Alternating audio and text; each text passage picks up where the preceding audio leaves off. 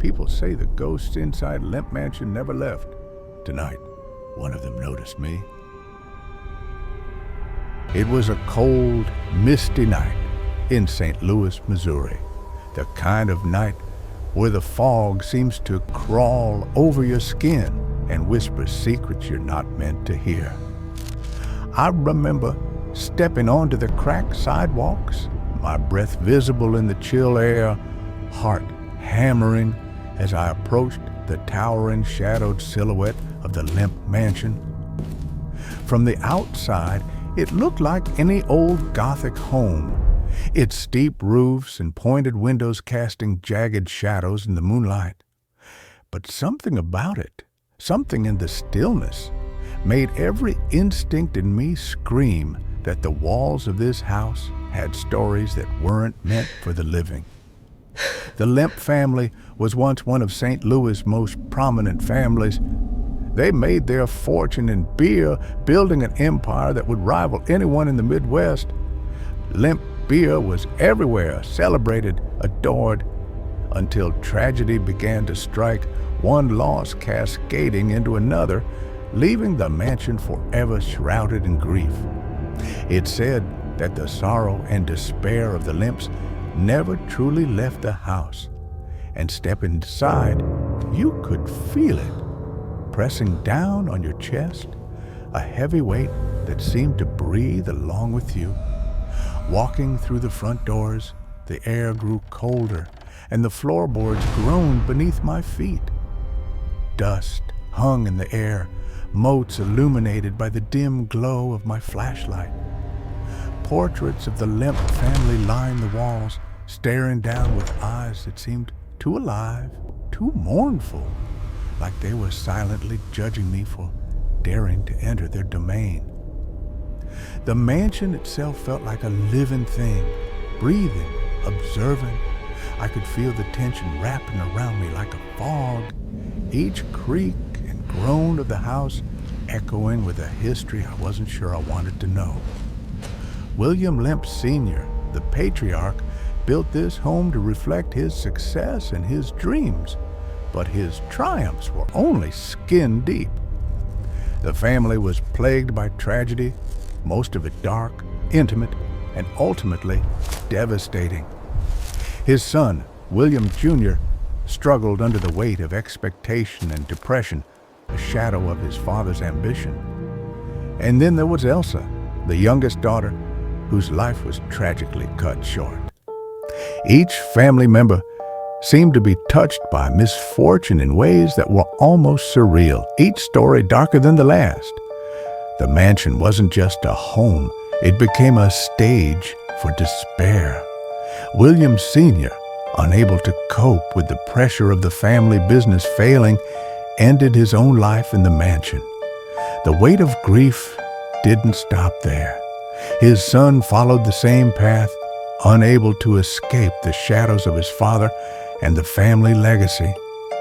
Walking through the empty rooms, you could almost feel the echoes of their final moments, a whisper of despair that lingered long after life had fled the house. Some say the walls themselves weep, absorbing sorrow, letting it fester in the shadows, leaving a lingering unease that no one can shake. As I moved deeper into the house, the atmosphere thickened. The air seemed charged, and I could swear I heard soft footsteps behind me, but every time I turned, nothing was there. I reached the old music room, the place where some of the family's happier memories were said to have been made. But even there, the laughter seemed like a distant echo, twisted into something hollow, almost mocking. The piano sat in the corner, keys yellowed with age, and I couldn't resist pressing one. The note rang out sharp and discordant, and for a brief second, I thought I saw a shadow move across the wall.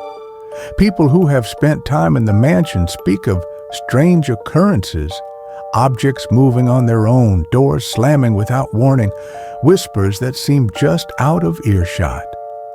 Guests have reported seeing apparitions of the Lemp family, their faces pale and sorrowful, wandering the halls as if trapped in an eternal moment of grief. I felt that myself. In the dining room, the chairs around the long oak table seemed too perfectly aligned, as though someone had just left, and I half expected to see a family gathering frozen in time. There's a story that at night you can hear William Sr.'s voice, soft and despairing, echoing through the halls, mourning for the family he couldn't save. And then there's the basement, a place that holds some of the darkest secrets of the mansion. The cellar is cold, damp, and oppressive. They say William Sr. ended his life down there, his body found slumped against the wall, a tragic end that seemed to set the tone for the rest of the family. Walking down the narrow steps, I could feel the temperature drop even more. The air was thick with a kind of invisible weight, like the very sadness of the mansion had condensed into something tangible. The shadows here seemed to cling to me, whispering of despair, of lives cut short, of dreams turned to dust. It's hard to describe what it's like to feel the presence of a place like this. Rationally, I knew these were just stories, tales told over generations. But every instinct in my body screamed that this house held something more, something beyond explanation. I could almost sense the family watching, mourning, perhaps even warning me. A chill ran down my spine and I found myself moving faster, wanting to leave yet unable to look away.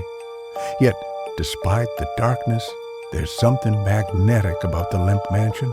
People are drawn to it, fascinated by its tragic history, its mysteries, its undeniable pull.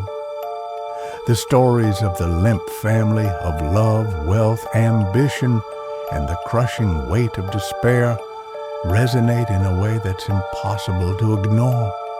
It's a real American horror story, one that didn't need fiction to terrify, because reality was far crueler than anything imagination could conjure. Leaving the mansion, I looked back at its looming silhouette. The windows reflected the moonlight like eyes, watching me, following me, lingering in my mind even as I stepped onto the foggy street. That night, I understood why the mansion has endured as a place of fascination and fear.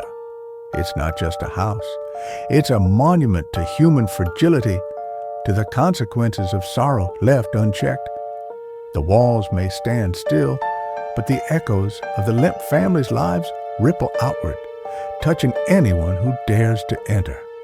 Some nights, locals say you can still hear music drifting from the mansion, a piano playing by itself, accompanied by whispers of the family that once lived there.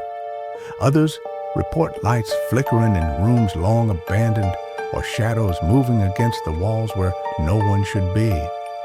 And for those brave enough or foolish enough to spend the night, the mansion offers an intimate experience of history and horror intertwined, a reminder that sometimes the most terrifying stories are the ones that actually happened. The Lemp Mansion is a testament to the beauty and tragedy of human ambition, the fragility of life, and the inescapable shadow of grief. It's a house built on dreams, destroyed by despair, and haunted by memories that refuse to fade. Even now, long after the family is gone, the mansion stands as a silent witness to what happens when wealth, pride, and misfortune collide.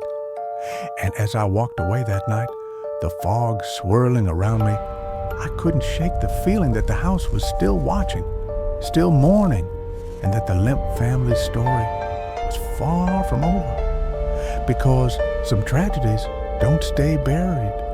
Some grief never leaves. And some houses, like the Lemp Mansion, are never truly empty.